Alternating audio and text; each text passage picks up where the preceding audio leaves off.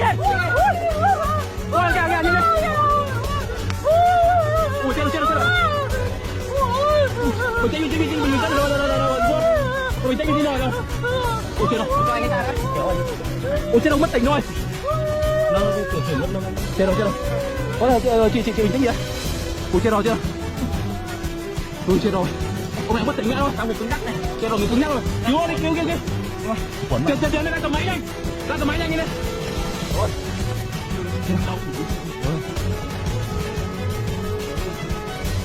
Ông bắt đi con tay em ơi. Từ ăn, nó là lôi ông này vào lỗ này. Nhanh. Đấy. Đầu nó cầm lỗ này. Anh còn đâu. Đang dưới đầu, đang bắt đầu đây. Uống quả pipi này. Gỡ người ra đi không được tăng thở thôi. Nó đang đi đâu. Giống như không sao đâu. Bình tĩnh thôi. Ủa nó vừa chậm lắm. Đây rồi. Đóng mặt mạnh lên. Đóng mạnh lên đôi gì chắc. Ôi chị ơi. Ôi chị cứ ra để em. Bình tĩnh. Cái này là người này. Nhanh lên cô bảo. Anh đứng lên. Bình tĩnh rồi. Ôi đứng lắc người đâu. Sồn mấy bộ. Ủa. Em ơi. Ấn ngược đây. Bình tĩnh chị ơi. Nhanh. Sơ cứu đi. Anh ơi, anh dậy đây. Anh ơi. Bình tĩnh đồ. Quạt mắt đi. Đừng ngồi xa lại, lấy cục kính xa lại, lấy cục kính này. Đồ cho mắt này, đồ cho mắt này. Đồ cho mắt này. Ôi chị bình tĩnh rồi. Quạt lấy cục kính đi.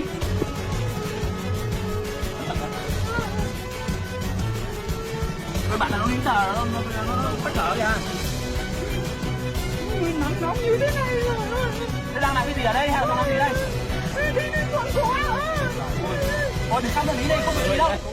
Người chưa tím chưa sợ, người bình tĩnh thôi. Ông nhà thở tí thôi. Sao mà anh không tính đấy nhỉ? Cứ bình tĩnh. Thôi đừng căng thẳng lý này. Lý này. Cho ông ngồi dậy đi. Anh em nhá. Trời ơi, quả mới rác á. Sao mà anh không tính cái gì? Ôi tôi tỉnh rồi không sợ đâu. Tỉnh rồi nhìn mắt kia tỉnh rồi. Ủa anh em ơi, nhanh lên nó bò trong rồi. Trong cái nằm đấy nhanh nhanh cứu được. Ôi trời ơi. Sao có con chăn nó bò ta. Ôi giờ chẳng ở đâu. Ui nó mắc rồi. Đây anh. Đấu ra rồi, kéo mạnh ra đi. Rồi, cầm đầu rồi. Tốt rồi. Sơ cứu đi, đâu anh cầm đầu rồi. Sơ cứu nó đi. Ui. Mệt quá.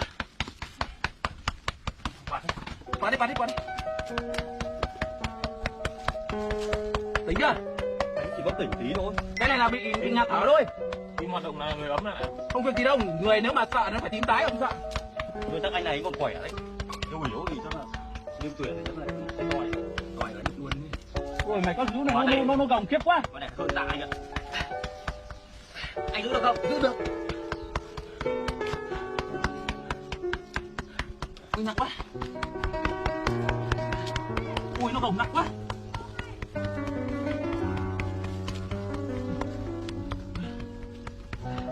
Anh thở đều đấy.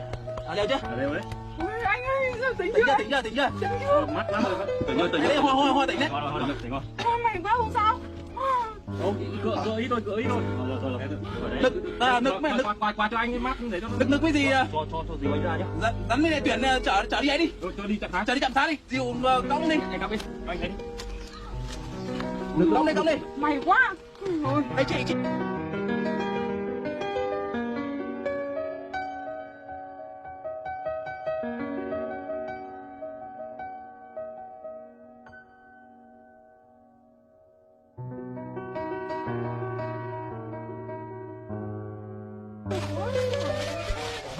Ôi.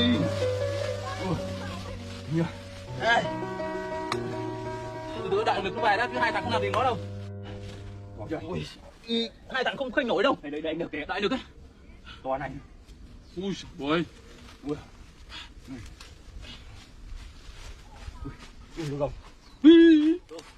Đâu rồi sao rồi? Cho ông đi rồi. Sao rồi? Ông kia ông nay đi rồi. Nó hết bà ấy. Con này giờ làm sao rồi? Bây giờ khinh về thôi. Hai thằng khinh nhau được. Ây giời. Anh vác cái vai đi nhá. Vác vai đó. Anh vác cái vai đi. Nặng thế. Ôi, ai ơi, bỏ tay, tay anh nhỉ, gỡ đây nhanh. Đây là người em Ai ơi, gỡ nhanh. Bay đó. Ui, nặng. Tổ chưa? Bằng người. Đi vào đi. Nào, cho đi mẹ. Ui nặng. Từ. Ủa đi kiểu gì? Đợi anh đi trước đi. Mua.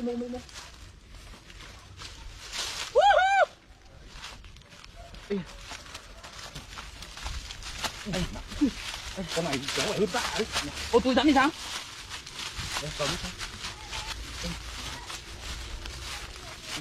Đây còn cái chuồng nữa. Cái mũ đắp của ông đấy. Cái này túi nào đựng vừa? Bác về rồi. Đúng rồi. Đưa đi thế nào ông ấy tỉnh nó đi. Anh chỉ ông quay lại ông gọi ra. Quay gì không cứu chết, bây giờ tốt nhất là cứ mang về đã tính xong. Ông có cam không đúng rồi.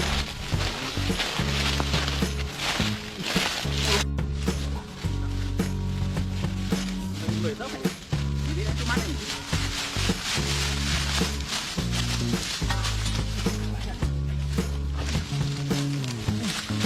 Ui, to luôn.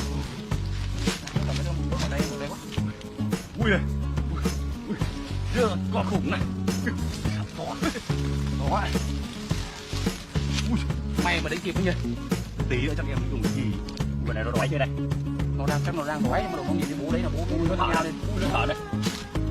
Con này ông thấy bằng ớt thế, nó hút được. Ông mẹ vợ chắc là vợ nuôi lại. Thế mọi người đi ra núi cẩn thận nhá. Rất là nguy hiểm luôn đấy. Vợ hét to chứ. Không có biết. Mày nghe thấy thật. Một tí nữa mình đi về. Mình làm xong đấy thì chắc không đi về mất thì Chết. Con này chậm ít nữa thì chắc con này nó không- giết cả con bò luôn đấy. tuyển là đi vợ chìm nó mới cẩn thận.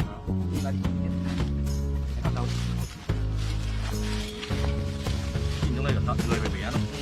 Đối tượng luôn. Có anh không tìm được. Giờ cầu nhà núi thì về mới là quan trọng. Phát triển hay.